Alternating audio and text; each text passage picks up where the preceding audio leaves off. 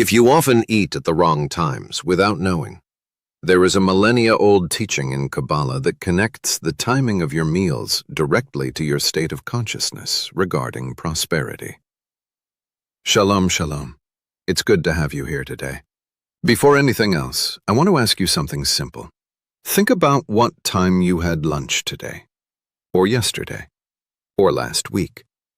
It was probably when it was convenient, when there was time left, when hunger became too much to ignore. Most people treat meals as interruptions, something that happens between one task and another.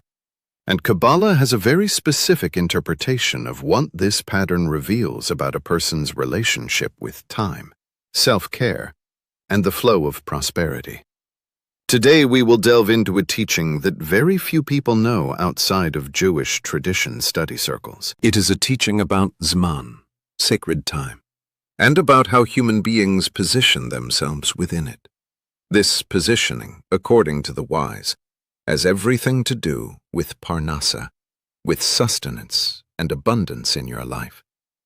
If this type of content is new to you, subscribe now and activate the bell. I bring teachings from Jewish and Kabbalistic tradition every week here on this channel. And let me know in the comments, do you have a fixed time for your meals? Or do you eat when you have time?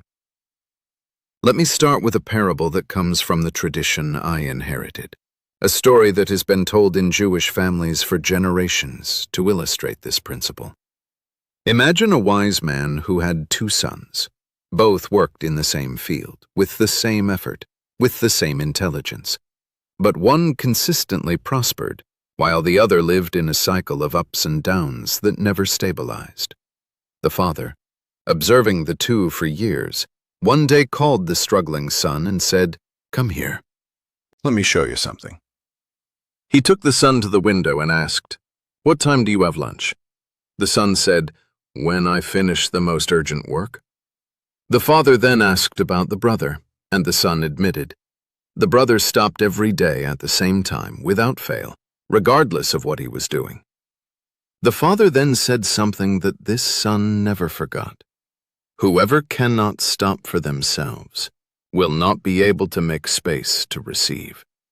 The man who eats when there is leftover time is telling the universe that he himself is what is left over, and the universe responds accordingly. This teaching, my friend, is the heart of what we will study today. Today you will discover three things. First, what Kabbalah and Jewish tradition teach about Zman, time, and why the way you treat your own time reveals a lot about your spiritual state in relation to abundance. Second, what the sages call menuchat hanefesh, the rest of the soul, and how this concept is directly linked to your ability to receive shefa, the flow of prosperity. Third, a practical exercise that you can start today, built around the rhythm of your meals, which, with consistent practice, cultivates a mindset of abundance, not scarcity. Let's start with the foundation.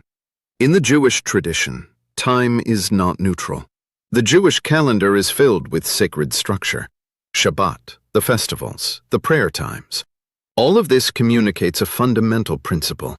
There are moments that, if honored, open channels, and moments that, if ignored or rushed through, close those same channels. The Kabbalists went further. They spoke about the concept of itim, auspicious moments. The Zohar, which is the central text of Kabbalah, describes that there are windows in time when the flow of shefa is more accessible. And the question is not, how do I force shefa to come? The question is, am I present and positioned when it passes? This may seem very abstract, but there is a concrete and immediate application of this in your daily life. And it starts with something as simple as the way you treat your meals. Let's talk about a principle that you may have never heard of by this name. Kavod haguf, the honor of the body. In Jewish tradition, the body is not seen as an obstacle to spirituality. Quite the contrary. The body is the keli, the vessel through which the soul operates in the material world. Honoring the body is not a luxury. It is a spiritual duty.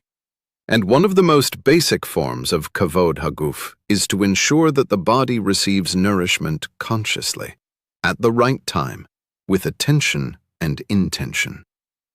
Now think about the opposite pattern. The pattern that the vast majority of people with a scarcity mindset demonstrate without realizing it. Skipping meals because there's no time. Eating standing up, in a hurry, looking at the phone. Repeatedly postponing lunch because work is more urgent. Eating leftovers at any time because planning seems impossible. Each of these behaviors, viewed through the lens of Kabbalah, is communicating something to your inner system. It is saying, I do not deserve to stop. My sustenance is secondary. I am a slave to time, not its administrator. And here is the point that the wise emphasized. A person who cannot consciously honor their own physical sustenance rarely manages to receive spiritual and material sustenance fully. Not because it is a punishment, but because the channel is clogged with the same energy of neglect and unavailability. There is a concept called tikkun hamidot, the correction of attributes, of internal traits. The Kabbalists taught that external prosperity is often blocked not by a lack of effort, but by unworked internal traits. And one of the most silent and persistent traits is what we might call inner indigence, the unconscious belief that you do not deserve to stop, that your needs are always less urgent than external demands. This trait manifests in dozens of ways, but one of the most visible is precisely in the relationship with food and the timing of meals. It's like a mirror. Imagine someone like Claudia, a teacher, a mother, a busy woman. For years, she wondered why, despite working so hard, the feeling of abundance never arrived. It wasn't just financial. It was a sense that she herself was always missing, always rushing, always arriving late to her own life. When she began to study these principles and apply the exercise we will see shortly, what changed first was not her bank account. It was her relationship with time. She began to recognize that treating her own needs as a priority, something as basic as taking the time to eat mindfully, was a spiritual act of opening to the Shefa. And this change in orientation over time began to reflect in her decisions, in her relationships, in the opportunities she started to recognize around her. This is clearly an illustration, but the pattern it represents appears very frequently in those who study this theme seriously. Now let's delve into the Hebrew terms you need to know for this practice to make complete sense. The first we already mentioned, Zman, time. But in Kabbalah, Zman has a dimension that the secular concept of time does not have. The Zohar describes time as having quality, not just quantity. There are moments of din, judgment, contraction, and moments of rachamim, mercy, expansion. Knowing in which moment you are and how to position yourself is a form of practical wisdom. The second is Seder, order. The wise Maimonides, who was also a physician, wrote extensively about the importance of Seder ha'achilah, the order of meals, not as an arbitrary ritual, but as wisdom that the human being functions better within a conscious structure. Where there is Seder, there is space for the Shefa to flow. Where there is chaos, the flow is interrupted. The third is Baracha, blessing. In Jewish tradition, before eating anything, a Baracha is said, a short blessing that acknowledges the origin of the food. This practice is not just religious in a ritualistic sense. It is a technology of kavanah, of conscious intention. You pause, you recognize, you receive deliberately. This activates a completely different mental state from mechanical and distracted eating. The fourth is Simchat HaChaim, the joy of life. Kabbalists taught that joy is not a consequence of prosperity. It is a condition for it. And a meal made with attention, with gratitude, with presence, is one of the most accessible ways to cultivate Simchat HaChaim in everyday life. It doesn't need to be extravagant. It needs to be conscious. And the fifth central term for today, Hashgacha Pratit, individual divine providence. The belief that the Eternal cares for each person in a particular and specific way. When you stop to eat, you are implicitly trusting that the world will not fall apart in the next 20 minutes without you. You are practicing bitachon, trust. And bitachon, according to the sages, is one of the most powerful gateways to abundance. The moment for practice has arrived. This exercise is called Tikkun Hazman, the correction of your relationship with time, and you will practice for 40 days. Why 40? Because in Jewish tradition, 40 is the number of complete transformation. Moses spent 40 days on Sinai. The flood lasted 40 days and 40 nights. 40 is the time of a spiritual gestation. Step 1. Choose a fixed time for lunch, not the ideal time, the possible time, but fixed.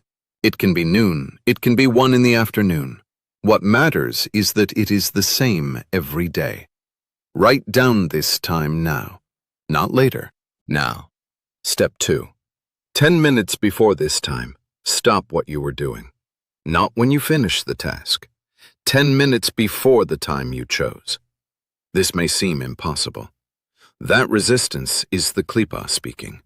Acknowledge it, and stop anyway. Step 3. Before eating, say a baracha.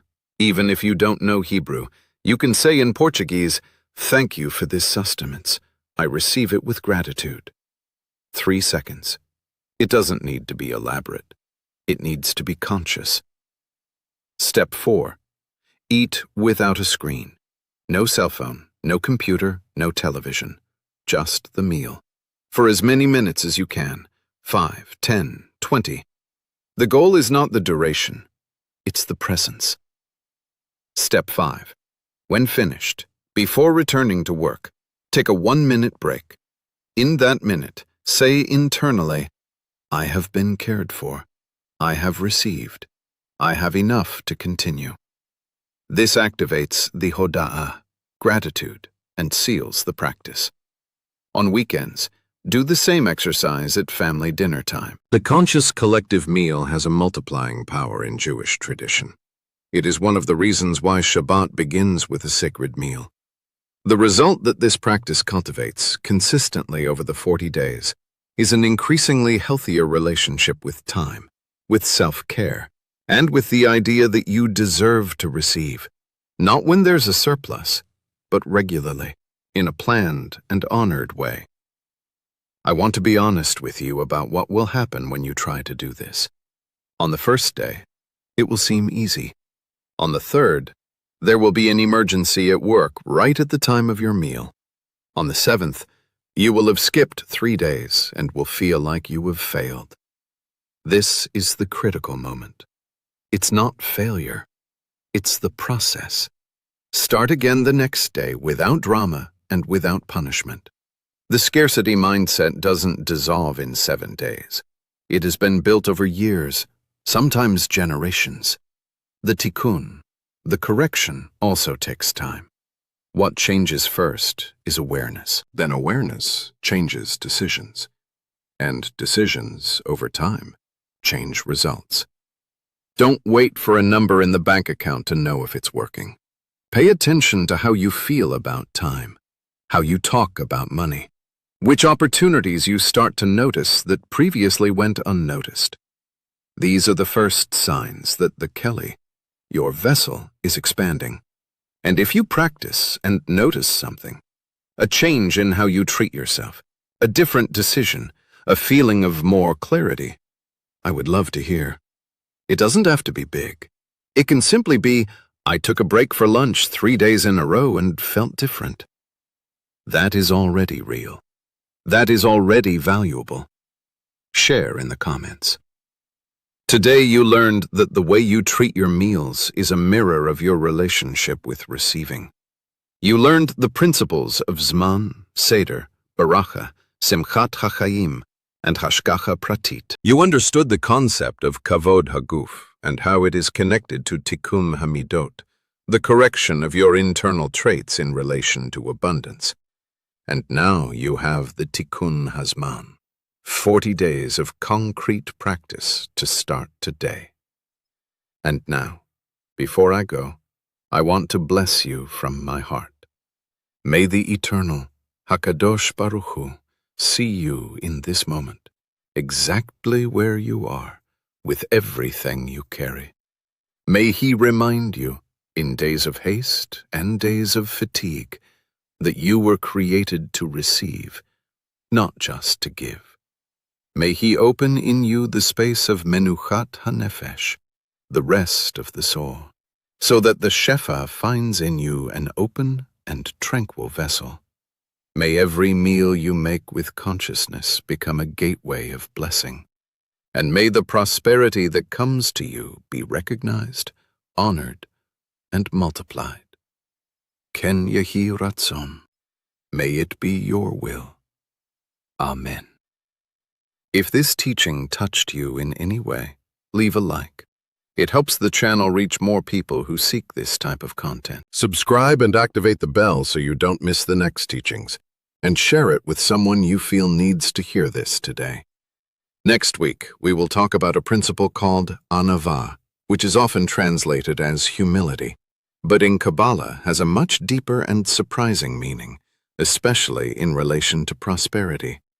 You will understand why the wise said that true humility is not about diminishing oneself. It is about positioning oneself correctly. Don't miss it. Until then, Shalom.